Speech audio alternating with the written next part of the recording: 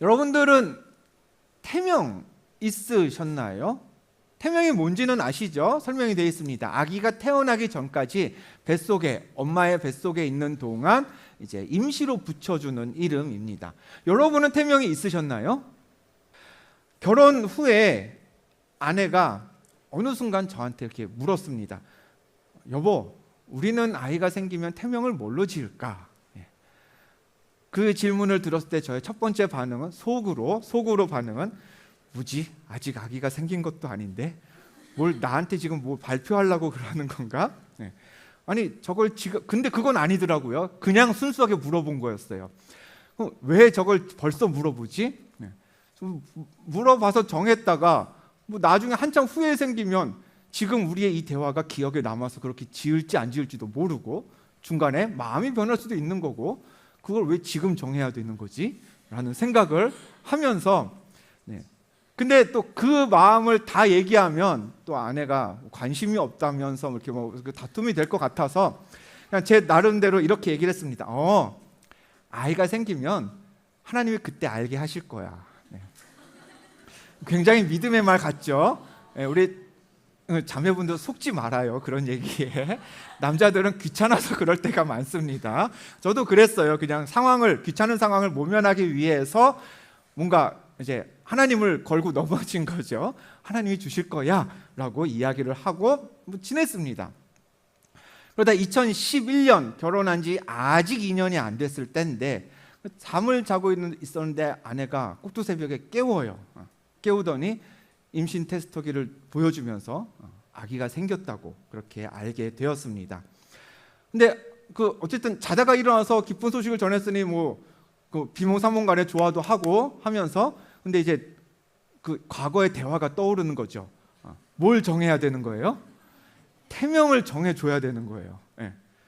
더 이상 피할 수 없다는 사실을 직감하고 아내와 이야기를 했습니다. 우리 빨리 오늘 새벽기도 가자. 아직 새벽기도 전에 정말 새벽이었거든요. 교회로 갔습니다.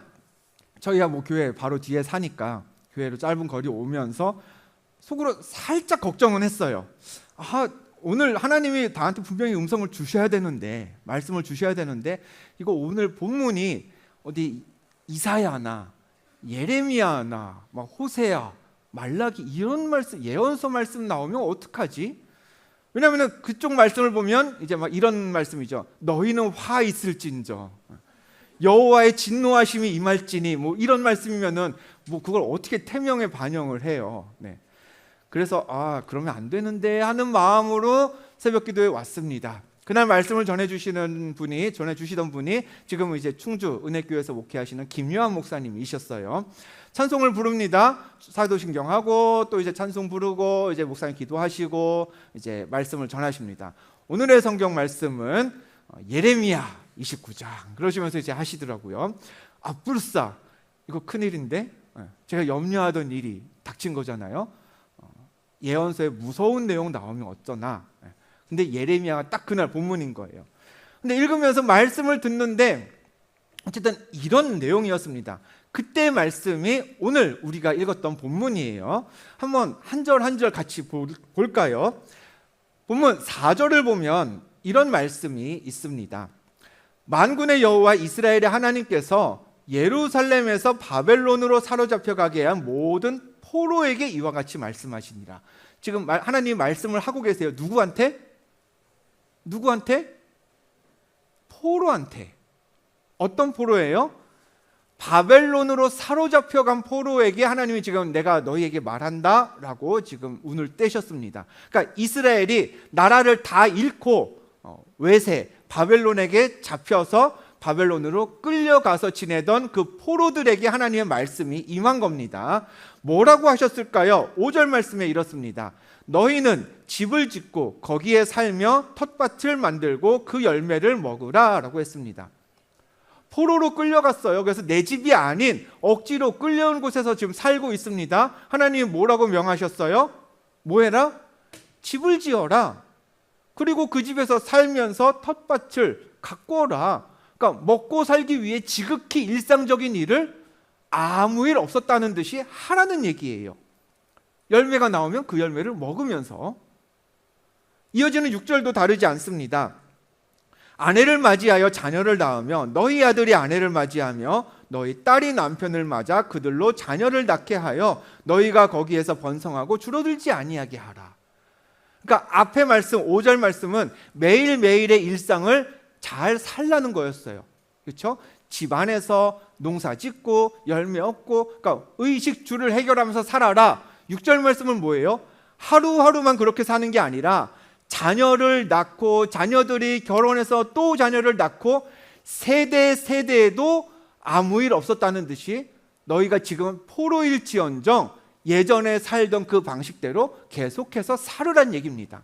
하루 이틀의 문제가 아니란 얘기죠. 쭉 한 세대가 지날지라도 그래도 똑같이 살아라는 말씀을 하나님이 지금 이스라엘, 포로로 잡혀온 이스라엘에게 하고 계십니다. 그러면서 하이라이트는 7절입니다. 우리 같이 한번 읽어볼까요? 시작. 너희는 그를 위하여 너희도 평안할 것임이라. 아멘. 평안을 구하라고 하셨습니다. 근데 잘 보세요. 누구의 평안을 구하래요? 너희가 사로잡혀간 그 성읍의 평안을 구하래요. 이스라엘이 지금 어디에 와 있어요? 자기들이 살던 예루살렘 성에 있는 게 아닙니다. 포로로 끌려와서 바벨론의 이름 모를 성에 와 있습니다. 그럼 그 성에 사는 사람들은 나와 같이 살던 내 이웃, 내 동족들이 아니라 내 나라를 멸망시키고 나를 잡아온, 쉽게 말해서 원수들입니다. 그 원수들을 위해 평안을 구하라는 거예요. 이유가 있어요. 그 성읍이 평안해야 너희도 평안하다는 겁니다. 그런데 평안을 누리지 못하면 너네가 살기 불편하니까 너희들을 위해서라도 그 성읍 원수들의 평안을 구해 라고 말씀하신 게 아니라 하나님이 이스라엘에게 정말 그 너희를 잡아온 바벨론의 평안을 구하라 라고 하신 데에는 이유가 있었습니다. 이어지는 10절 말씀이 같이 읽어봅니다. 시작. 여호와께서 이와 같이 말씀하시니라. 바벨론에서 70년이 차면 내가 너희를 돌보고 나의 선한 말을 너희에게 성취하여 너희를 이곳으로 돌아오게 하리라. 아멘. 하나님이 계획하신, 그러니까 바벨론에서 살다가 다시 예루살렘으로 컴백시키실 그때는 정해져 있다는 거죠. 못 갈 거 아니에요. 가긴 갈 거예요. 그때를 하나님은 분명히 정하셨어요. 근데 그때가 될 때까지는 이스라엘에게 사명지가 어디예요? 포로로 끌려와 있는 여기예요. 원수들이랑 같이 살아가는 그 성. 그러니 그곳에서 너희가 정해진 때가 될 때까지 평안을 누리고 살려면 너희가 지금 여기 와 있는 이 성이 마음에 들든 안 들든 그 성의 평안을 너희가 구하고 그 성의 사람들을 위해서 기도해 주어야 된다는 겁니다. 임신한 사실을, 아이가 생겼다는 사실을 알게 된 그날 새벽에 그 말씀들을 쭉 들으면서 내가 염려했던 화 있을진저 이런 말씀은 아니어서 일단 다행이다라고는 생각했습니다.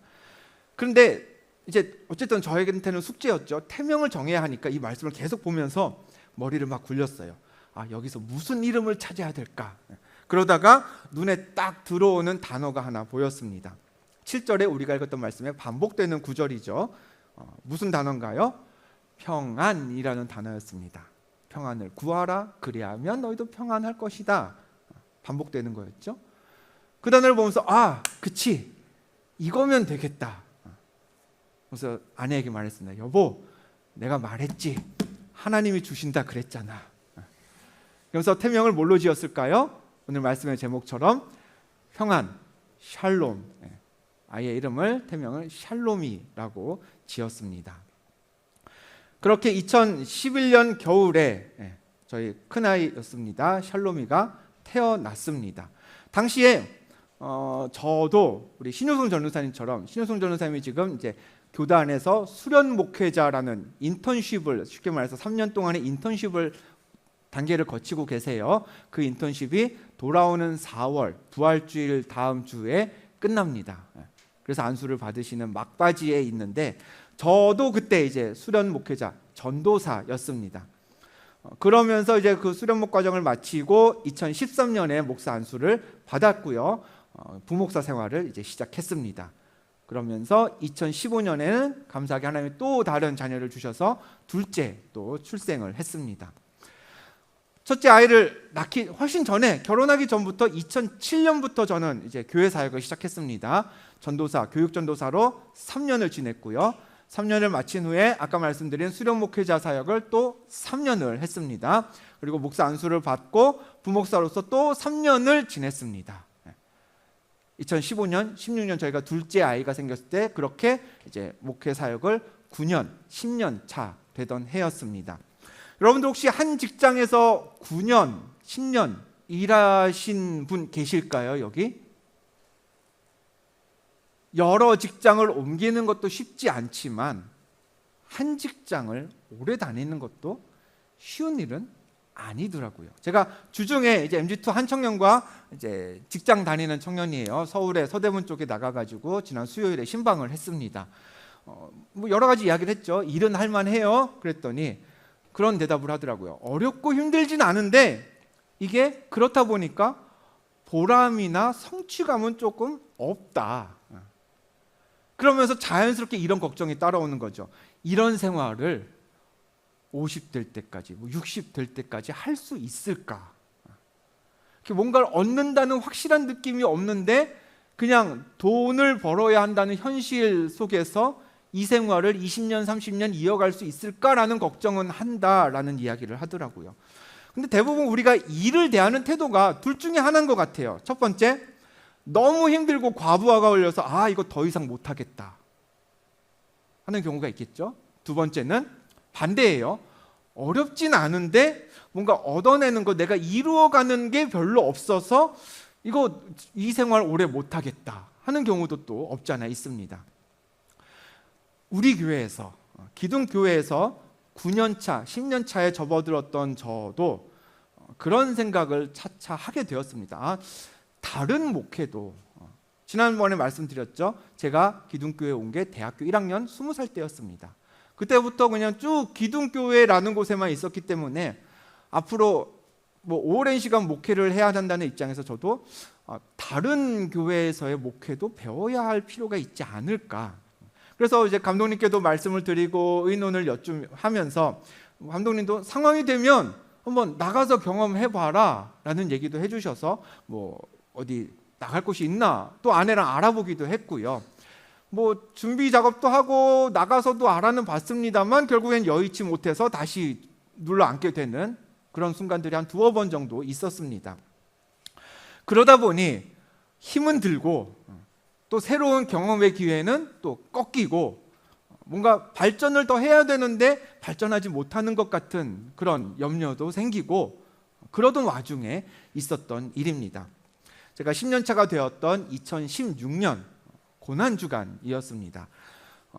올해는 이제 아까 말씀드린 것처럼 3월, 2월 말에 특별 새벽 기도회가 있겠고요. 그리고 4월이 되면 또 고난주간 특별 새벽 기도회가 있을 겁니다. 그때도 고난주간 때 특세 기간이었습니다. 월요일에 특세 첫날이었어요. 월요일에 PG 유아부가 특송, 화요일은 HG 아동부가 특송, 수요일은 RG 중고등부 특송 이런 식으로 갔던 걸로 기억합니다. 그래서 월요일 새벽에 PG 유아부 특송이어서 저희 아이들이 둘 다 유아부였기 때문에 그때 아이들 새벽에 둘 다 데리고 나와서 특송을 했습니다. 둘째가 그때 돌이 조금 지났어요. 한 15개월쯤 됐었으려나요? 14, 15개월쯤 됐는데 사진이 하나 그때 찍은 게 있어요. 그래가지고 보시면 요만한 저게 입고 있는 게 여러분 잠옷입니다. 그냥 자던 애 그냥 데리고 나와서 괜찮아 얘는 돌일밖에 제일 어리니까 잠옷 입고 가도 괜찮을 거야 해가지고 아마 쟤는 뭔지도 모르고 그냥 나와서 그냥 서 있다만 들어왔을 것 같아요. 잠옷 입고 나와서 특송하고 들어갔었습니다.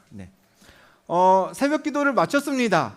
당시 저는 이제 또 특세 동안 진행되는 게 있거든요. 뭐 릴레이 기도의 준비도 해야 되고 뭐 여러 가지 일들이 있으니까 원래 월요일은 조금 이제 쉴 수 있는 기회도 되는데 쉬지 못하고 계속 교회에 있어야 했고, 아내도 그 당시에 이제 대학원에서 공부하고 있어서 뭐 수업도 있고 과제도 있고, 그래서 아이들을 이제 저희 둘이 돌볼 시간이 안 되니까 저희 부모님 댁으로, 아이들의 할머니 할아버지 댁으로 그날 하루만 좀 봐달라라고서는 보냈습니다. 부모님이 김포에 사시거든요. 그래서 부모님도 새벽에 오셨길래 특세 끝나고 아이들 새벽 끝나고 그냥 그 차에 돌아가실 때 아이들을 보냈습니다. 그래서 저는 교회에서 일을 하고 있었어요. 오전에 근데 아버지한테 전화가 오더라고요. 받았습니다. 여보세요? 했더니 둘째 애 주민번호가 어떻게 되니? 그래가지고 뭐 말씀을 드렸습니다. 왜요? 그랬더니 그냥 뭐 해서 멀버무리셔요. 그래서 저는 뭐 말씀 안 하시는데 뭐 두 번 묻진 않거든요. 그래서 알겠어요. 그래서 끊고 그냥 계속 일을 하고 있는데 웃긴 포인트가 아닌데 왜 웃으시죠? 네. 좀 이따 또 전화가 오는 거예요. 전화가 오는데 둘째가 다쳤다는 겁니다. 그러니까 병원에 가서 주민번호를 있어야 이제 접수도 하고 그러잖아요. 건강보험 확인이 돼야. 저희 어머니, 그러니까 아이의 할머니가 아침에 이제 집에 와가지고 이제 믹스 커피 하나 타드시려고 커피포트에 물 끓이고 그거를 컵에다 따르고 이제 물에 두고서는 믹스 어딨나 하고 찾고 있는데 그 둘째 애가 요만했겠죠. 그때 아장아장 기어다니다가 테이블 위에 뭐가 있으니까 이렇게 막 만지다가 컵을 쏟아서 뜨거운 물을 이렇게 뒤집어 썼던 거죠. 그래서 이제 가까운 병원을 갔더니 화상은 전문적으로 보는 곳에서 치료가 시작되어야 빨리 낫는다, 그런 얘기를 들었는데 마침 아이의 집이 부천이니 부천에 화상을 잘 보는 병원이 있다. 그러니 그냥 여기 오서 치료받지 말고 김포에서 말고 부천으로 바로 가세요라는 그쪽 병원의 의사가 이야기가 있어서 지금 그 병원으로 갈 테니 너도 그쪽으로 와라라고 아버지가 이야기를 하셨습니다. 그래서 병원 가기 전에 이제 부천대 쪽에서 이제 아이를 봤어요. 아침에는 아까 보신 대로 잠옷 입고 저렇게 예쁘게 특송하고 갔는데 이제 이 머리, 어깨, 팔 쪽이 이제 다 살점이 떨어져 나간 거죠. 그래서 같이 병원을 갔습니다. 그나마 위안이 됐던 건 제가 이제 교회 일하다가 갔거든요. 근데 새벽에 나올 때 이제 넥타이 멜 시간도 아끼려고 이제 클러지 셔츠, 목회자 셔츠 아시나요? 이렇게 신부님들도 입고 그런 타이가 필요 없는 셔츠를 입고 병원으로 갔습니다. 근데 의사랑 뭐 이런저런 얘기를 하는데 저도 봤어요. 그 의사 가운의 이름을. 근데 의사가 얘기를 하더라고요. 목사님이세요? 예. 그랬거든요. 그때 본인이 제 이름이 누가입니다. 그러니까 의사 이름이 이누가였던 걸로 기억해요. 성은 불확실한데 이름이 누가였어요. 여러분들 누가복음의 그 누가가 직업이 뭐였는지 아세요? 의사였어요. 그러니까 그 부모님이 태어날 때부터 의사로 키우고 싶으셨는지 그래서 그 바람대로 잘하신 거죠. 그러면서 제 이름이 누가입니다. 최선을 다해서 치료해 보겠습니다. 걱정하지 마세요라는 이야기를 하시더라고요. 그래서 이게 하나님이 그나마 나한테 주시는 음성인가 보구나. 그래서 안심을 했습니다. 근데 또 하루 정도 입원했는데 조금 더 상급 병원을 가야 될 것 같아서 그 영등포 지나면은 한강 성심병원이라고 있는데 거기가 화상 환자들 많이 보는 곳이거든요. 거기로 아이를 데리고 또 옮겼습니다. 옮겼는데 거기 갔더니 담당 의사 성함이 허준이에요. 네. 의사들만 만나는 거죠. 네. 어쨌든 그 허준 선생님과 계속하면서 2주 정도 아이가 화상 치료를 받았습니다. 그때 사진도 있어요. 예. 그러니까 아이가 얼굴을 다 다쳤어가지고 아이는 다쳤는데 아빠는 너무 해맑게 웃고 있죠. 그래서 저희가 좀 재밌어서 웃는 게 아니라 아이가 웃질 않으니까 옆에서라도 제 띄워주려고 그랬을 거라고 생각은 해요. 몰라요. 네. 근데 여러분 화상 치료가 힘든 게 이게 매일 드레싱을 새로 해요. 소독을 하고. 근데 이만큼의 살점이 떨어져 나가서 붕대를 다 풀르잖아요. 이 간호사분들이 살살살 이렇게 안 하겠죠.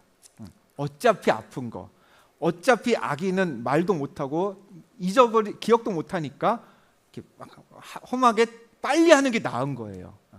그럼 제가 아이를 데리고 그 소독실로 가면 아빠는 나가세요 그래요. 그러니까 보호자가 있으면 아이가 더 우는 거예요. 아빠 내보내고 아이가 요만하잖아요. 발버둥을 엄청나게 쳐요. 한 번 경험하고 나면. 남자 간호사 2명이 양쪽에서 팔, 다리와 얼굴을 잡고 다른 한 명이 그 드레싱 작업을 하거든요. 3명이 들어가야, 돌된 아기도 3명이 들어가야 드레싱을 할 수 있을 만큼, 그러니까 뭐 저는 안 겪고 가봐서 모르겠습니다만 엄청 아팠겠죠. 그런 과정을 매일 해야 되니까 뭐 마음도 아프고, 데리고 가면서 아이는 그 층만 하나 내려가면 울기 시작하고, 뭐 그런 치료들을 2주 정도 받았습니다. 근데 마음이 아프기만 했던 건 아니에요. 제가 이 이야기를 드리는 건, 그때는 이제 코로나 전이었기 때문에 병원 방문이 좀 자유로웠습니다. 그래서 제가 그 전까지는 늘 병원 신방을 다니는 입장이었어요. 가서 기도해드리고 말씀 전해드리고 위로해드리고 격려해드리고 그런 입장이었는데, 그런데 저희 아이가 다치니까 한 분 한 분 찾아오세요. 되게 많이 찾아오셨어요. 그러면서 2번 오신 분도 계시고, 나는 잘 모르는데도 와주시는 분도 계시고, 오시면서 뭐 하나씩 들고 오시고, 아이 선물 지어주시고, 기도한다고 얘기해 주시고, 그 자리에서 기도도 해주시고, 그런 분들을 보면서 드는 생각이, 내가 사랑을 주어야 하는 목회자가 되어야겠다라고 생각을 했어서 여태까지 힘 다 내어드리고 나는 또 지쳐가고 그런 생활을 목사 안수 받고 2, 3년 동안 계속 해왔는데, 그래서 주려고만 하다 보니 열매도 없고 이걸 뭘 보고 앞으로 계속 목회해야 되나 그런 생각들을 가졌었는데, 내가 이렇게 사랑받는, 나를 사랑해 주시는 분이 이렇게 우리 교회에 많이 계셨구나 라는 생각을 목회자가 된 지 3년이 지나서야 처음 해봤던 것 같습니다. 처음 아이가 다쳤을 때 병원에서는 완전히 회복하는 건 어려울 거라고 얘기를 했어요. 그래서 아이 다 자란 다음에 2차 성징도 끝나고 키가 다 멈추거든 나중에 뭐 엉덩이 살을 이식해서 뭐 피부를 이식해 준다든지 그런 것도 있으니까 흉이 있어도 너무 걱정하지 마세요. 그런 얘기 들었는데, 감사하게도요, 지금 저희 아이는 99%는 다 회복이 되고 그냥 어깨에 엄지손가락 한 마디 정도 약간의 자국만 있습니다. 반팔 입어도 티 안 나요. 감사하게 하나님이 다 깨끗이 치료해 주셨어요. 그리고 더 감사한 건 아이가 어렸기 때문에 그때 뭐 트라우마 이런 게 없어요. 기억이 없어요. 얘기해 주지 않으면 본인도 몰라요. 그러니까 저도 고민을 해봅니다. 하나님이 왜 이 아이를 그 어렸을 때 그렇게 아픔을 겪게 하셨을까? 그러니까 제 입장에서는 우리 아이에게 굉장히 미안하지만 하나님이 저희 아이를 통해서 안 목사야, 너 이렇게 사랑받고 있는 사람이잖아. 근데 뭐 이렇게 힘들어하고 어딜 또 가려고 하고 뭐 그렇게 고민하니? 널 사랑해주고 널 지지해주는 분들이, 너 위해서 기도하는 분들이 이렇게 많은데 여기 있어야 되는 거 아니겠니? 그런 가르침을 주시려고 저희 아이를 잠깐 아프게 하셨다가 기억도 지우시고 육체의 흔적도 지우시고 그 사랑받은 기억만 남겨주신 그런 하나님이 역사가 아닐까 생각을 해봅니다. 그 즈음에 오늘 첫째 아이를 주셨을 때 제가 받았던 그 말씀을 다시 읽게 되었어요. 내가 하나님이죠. 내가 가게 한 그 성읍의 평안을 구해라. 그 성읍을 위해 기도해라. 그러면 너도 평안할 것이다. 그러니까 그때까지 저는요, 그냥 제가 일하면서 제가 목회했던 이곳을 어떻게 하면 벗어날까가 더 큰 주제였어요. 평안을 구하지 않고 어디를 가야 합니까? 만 하나님께 물었던 거죠. 근데 하나님이 아직은 여기가 너 있을 곳이야. 내 때가 될 때까지, 내가 때가 되면 너희를 예루살렘으로 돌려보낼 텐데 그 때가 될 때까지 네가 평안을 구하면서 너도 평안을 누릴 곳은 여기야. 집도 지어, 아내도 맞이해, 자녀를 낳아, 그리고 열심히 살아. 그러면 네 삶도 평안할 거야 라는 새로운 음성으로 저한테 다가왔습니다. 성도님들이 보내주신 그 사랑과 후원이 저를 평안하게 했던 걸 제가 그 아이의 입원 기간, 치료 기간 동안 마음껏 경험했거든요. 그럼 그 다음에 이제 제가 해야 할 일이 뭘까요? 저도 우리 교회와 성도님들의 평안을 위해서 기도하고 구해야겠죠. 그러면 그 평안이 다시 또 저에게 공급되고, 그게 사명의 자리에 있는 제가 계속해서 해야 될 일이다라는 것을 깨달았습니다. 여러분에게 질문 드립니다. 여러분은 지금 어디에 머물고 계십니까? 이 학교는 내가 머물 곳이 아니, 하나님 이제 저 어디로 가야 합니까? 하나님께 물으십니까? 아니면 여러분이 계신 그 학교의 평안을 구하십니까? 하나님 이 회사에 언제까지 있어야 됩니까? 라고 하나님께 질문하시나요? 아니면 하나님 여기서 제가 구할 평안은 무엇인가요? 물어보신 적 있으실까요? 여러분의 가정, 여러분이 예배하고 있는 이 교회가 억지로 머무르면서 시간을만 때우는 그런 장소인가요? 아니면 여러분들이 이 공동체의 평안을 위해 함께 기도하고 또 그 공동체로부터 얻어지는 평안을 같이 누리는 평안의 장소인가요?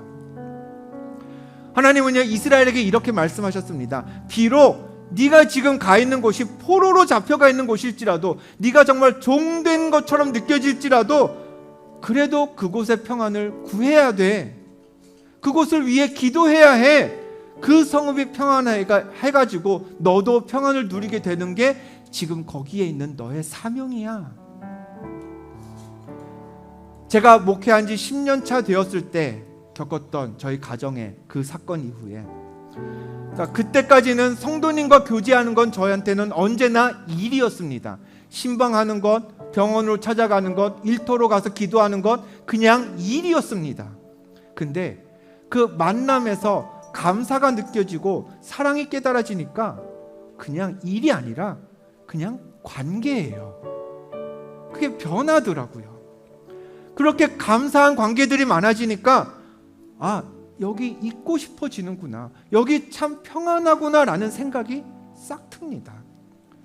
신기하죠? 다른 건 없어요. 제가 일하던 교회가 바뀐 거 아닙니다. 교회 목사님들이 바뀐 거 아닙니다. 성도님들이 어디 이사 가고 새로운 분들이 다 오신 게 아니에요.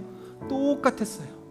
근데 일로 만나던 관계들이 그냥 정말 감사와 사랑을 주고받는 관계가 되니까 저도 교회의 평안을 구하게 되고 또 저도 그 평안을 맛보게 되었습니다. 하나님이 첫째를 저희 가정에 주실 때부터 바라셨던 게 있었던 것 같아요. 지금 네가 있는 곳에 평안을 구해. 예레미야 이 말씀대로 너희 가정에 자녀가 생겼잖아. 그럼 그 자녀 키우면서 여기서 계속 잘 살아가라는 얘기야. 그러니 너가 머물 곳이 여기니 너는 앞으로 이곳에 너가 머무는 성에 평안을 구하렴. 그리고 그때부터 또다시 10년이 흘렀습니다. 2016년에 그 일이 있었고요. 지금 2025년이죠. 걱정하지 마세요. 다른 데 갈 생각 전혀 없습니다. 제가 할 일은 이곳에서 미라클 기둥교회의 평안을 구해야 한다는 것 이미 잘 알고 있습니다.